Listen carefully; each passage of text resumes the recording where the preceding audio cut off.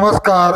आज सुळेवाडी येथे ओपनचे मैदान चालू आहे आणि या मैदानावर बकासूर आणि बोक्या बैल यांचा पायरा असून त्यांनी गट पास सुद्धा केलेला आहे.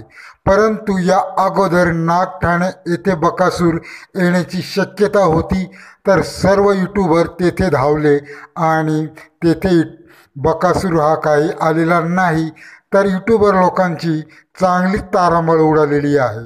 यूट्यूबर हे बकासूरचे व्हिडिओ बनवण्यासाठी धावत असतात आणि बकासूरवर अन्याय झाला तर कोणीही तक्रार मांडत नाहीत आणि सर्व यूट्यूबर आता नागठाणे मैदानावर जास्त करून आहेत आणि बकासूर आहे सुळेवाडी मैदानावर. तर आज मात्र यूट्यूबरांना चांगलीच खोड मोडलेली आहे बकासूरने. तर मित्रांनो, बकासूर हा गट पास झालेला आहे आणि शिमीला पात्र ठरलेला आहे. धन्यवाद.